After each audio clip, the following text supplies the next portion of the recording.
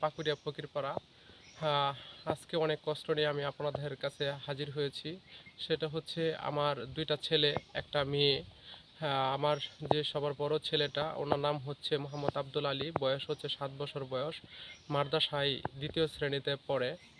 হ্যাঁ, আমার বাড়িতে আমার একটা ভাগ্নে থাকে, প্লাস বোন থাকে, মা থাকে।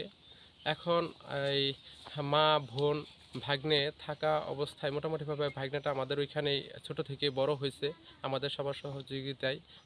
এখানেই তার জন্ম।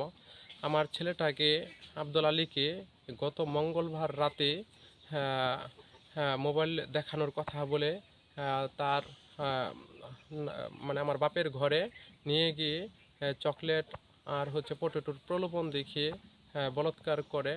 পরবর্তীতে আমার ছেলে যখন চিৎকার পারে, তখন আমার ওয়াইফ তখনকা শুনতে পেয়ে ঘর থেকে বের হয়। ঘর থেকে বের হয়ে যখন দৌড়ে যায়, যা দেখে যে ঘরের লাইটের সুইচ অফ।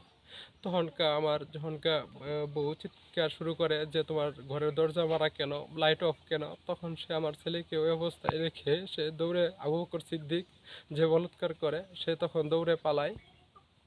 পালানোর পরে পরবর্তীতে আমার যে বোন ছিল, আমার বোন আর হচ্ছে আমার বউ আমার ঘরে ছিল।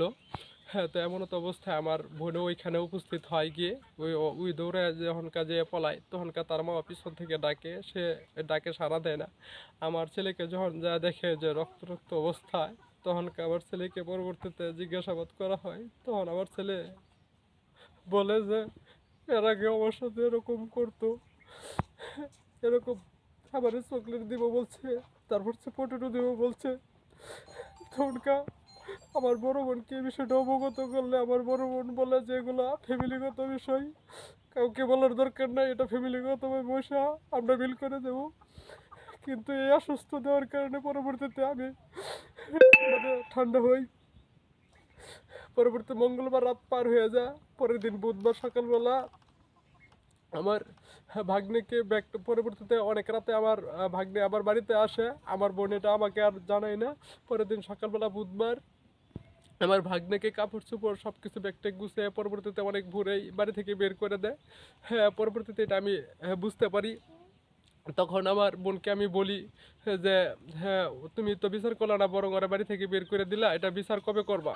তখন আমার বোন বলে যে আজকে আমি বিচারের ব্যবস্থা করতেছি, এটা নিয়ে মামলা মোকদ্দমা করার দরকার নেই, কোনো সমস্যা নাই।